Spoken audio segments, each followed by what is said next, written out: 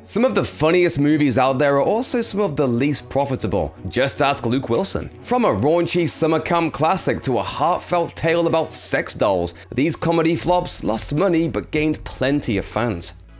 If you happen to be an aspiring stuntman planning your biggest jump so that you can afford to get your annoying stepfather a heart transplant out of pure spite, then Hot Rod is for you. It seems that Akiva Schaffer and Andy Samberg of The Lonely Island severely overestimated the amount of people dealing with such a predicament, but thankfully you don't have to be a vindictive, evil Knievel to enjoy this incredibly doofy movie. Cool beans. Cool beans. Cool. Beans. Cool beans. The story goes like this. A script originally intended for Will Ferrell during his SNL days found itself stuck in development hell. Saturday Night Live creator Lorne Michaels convinced Paramount to pass it on to several of its up-and-coming stars. Andy Samberg and the other Lonely Island guys didn't have any experience making feature-length films before Hot Rod, but their SNL digital shorts like Lazy Sunday were apparently enough to convince Michaels that they were ready for the big screen. If the goal was to make a ridiculous movie that people would remember for years to come, Hot Rod was a massive success. But if the goal was to make a profit for the studio, it failed hilariously. Oh, shit. By the time Hot Rod left theaters, it only had made about $14 million on a $25 million budget. Thankfully, the movie found a new audience once it arrived on Netflix, who took full advantage of the people who like to watch a taco fight a grilled cheese demographic.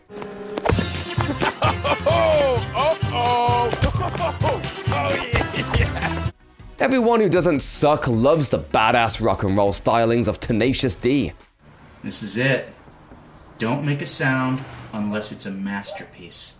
But how did Jack Black and Kyle Gass become such incredible bros in the first place? Tenacious D in The Pick of Destiny has the answer, and it involves matching Butt's birthmarks, a lot of weed, and the Dark Lord Satan himself. Even though none of it is true in any way, Tenacious D in The Pick of Destiny is an undeniably entertaining musical stoner comedy. Songs like Kickapoo, Master Exploder, and The Government Totally Sucks left lasting impressions on people of all ages. Unfortunately, that didn't stop The Pick of Destiny from failing to make back its budget. Even though Jack Black took a massive pay cut in exchange for creative control, it only made back $14 million of the $20 million put into it. Man, are you guys stupid? Don't you know genius when you see it? The film was tailored to please Tenacious D's fanbase, but their members weren't quite big enough to make the movie profitable. However, Black's star power has only gotten bigger over the years, and once his newer, younger fans aged out of Kung Fu Panda, they moved on to his raunchier projects. The Pick of Destiny has become a cult classic thanks to its generational appeal, and Tenacious D is still going strong. Wes Anderson is primarily known nowadays for symmetrical shots and artsy-fartsy set design. But before all that, he was a rookie filmmaker with $5 million and a dream. In the mid-90s, Anderson was given a modest budget to turn his short film Bottle Rocket into a full-blown feature. That adaptation ended up being the first of many outstanding comedies from one of America's finest directors, but unfortunately, barely anyone ended up seeing it in theaters. The movie earned just over $560,000 during its limited release, which was such a disaster that Anderson apparently considered changing careers and joining the Marines. You told your friend Bernice I'm some kind of jet pilot? What was I supposed to say? They stuck you in an insane asylum?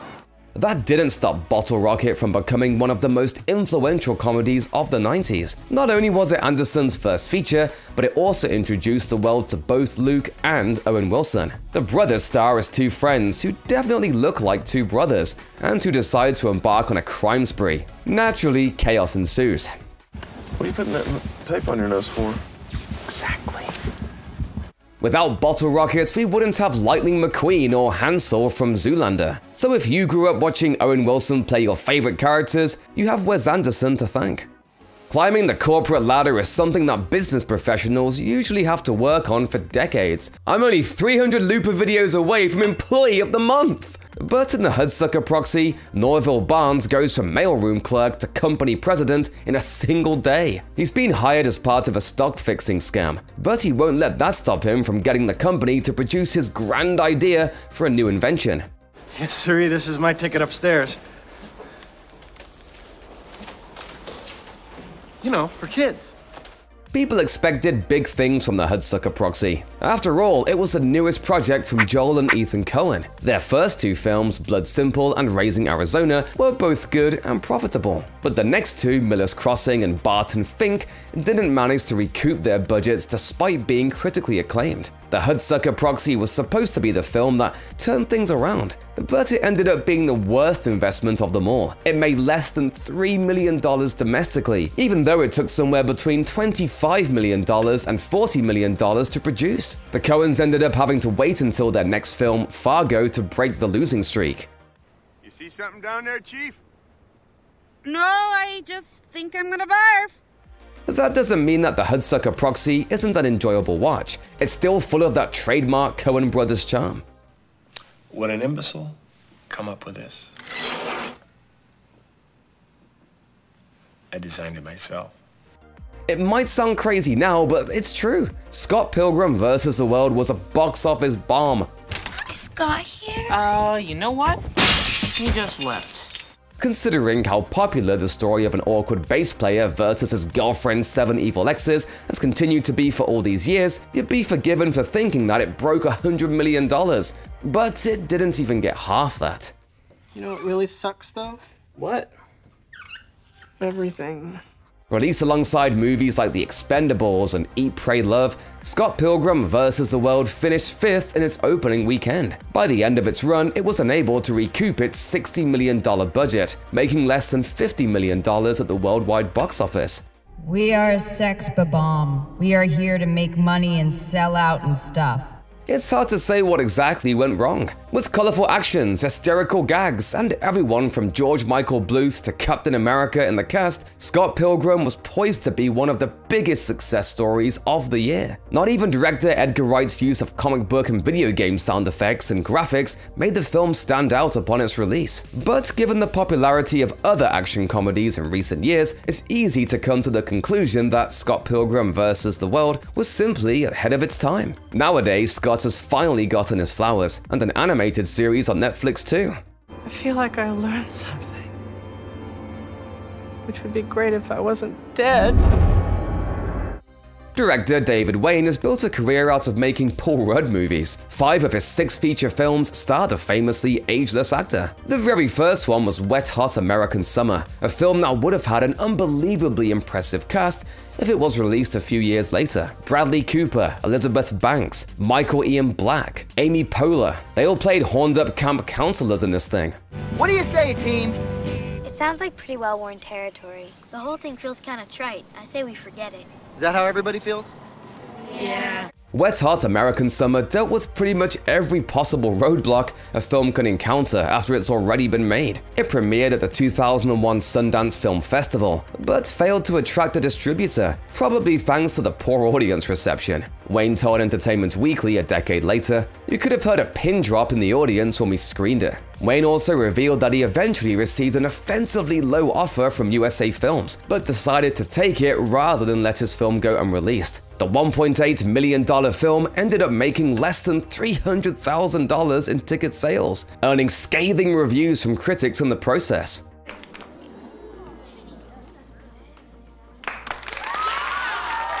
Over the years, as its stars became increasingly famous, lots of people decided that Wet Hot had been good all along. Public opinion changed on it so much that Netflix revived it multiple times, with both a prequel and a sequel series.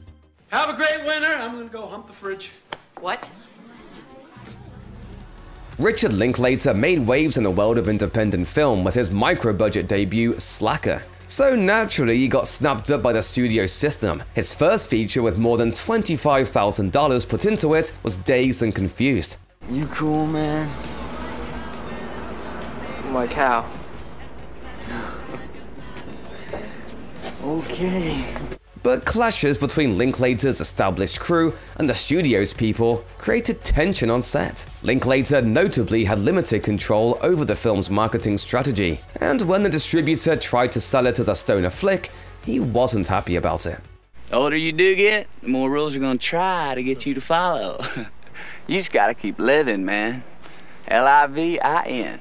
It technically outgrossed its $6.9 million budget with $8.1 million. but that's far from a success in Hollywood.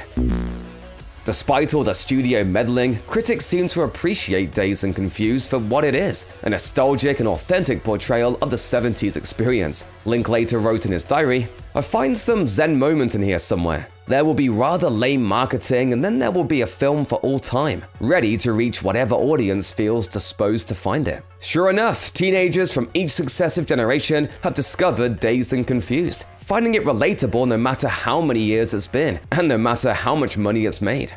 All I'm saying is that if I ever start referring to these as the best years of my life, remind me to kill myself.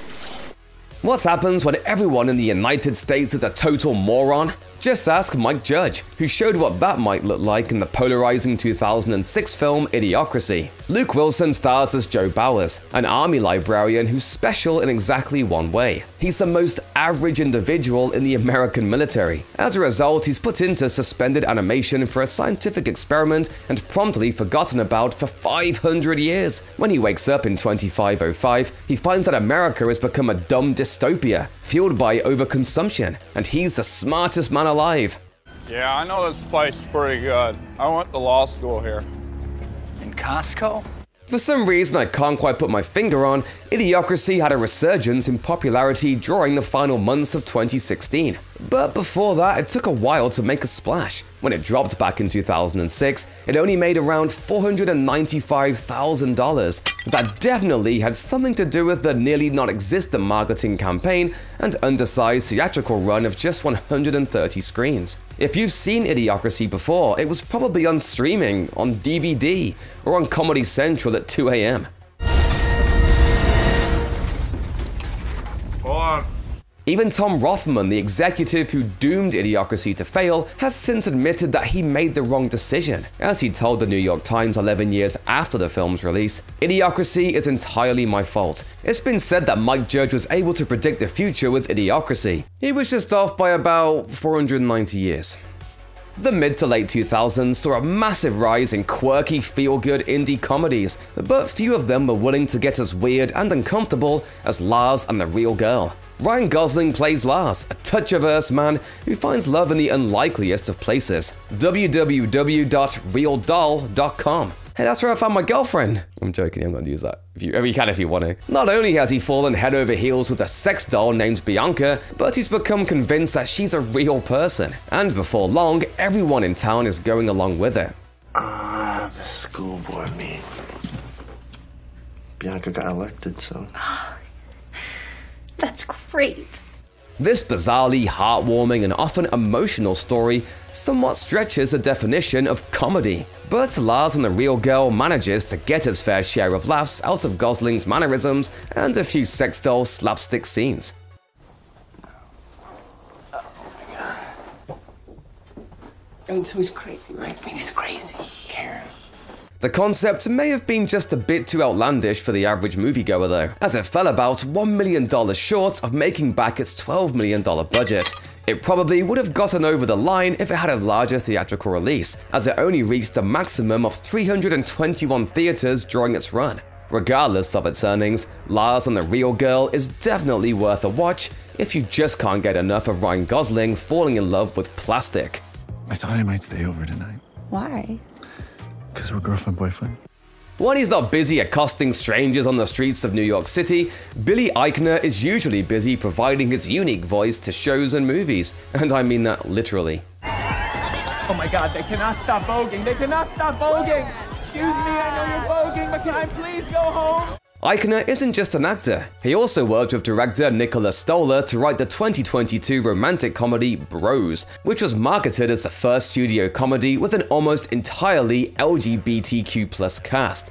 Eichner stars as podcast host Bobby Lieber, who's afraid of commitment yet finds himself falling in love with a man who's not exactly his type. Bros is worth watching no matter which way you swing, but fewer people came to see it on the big screen than Eichner and the producers had hoped. You want to put Lincoln back in the closet? Fine!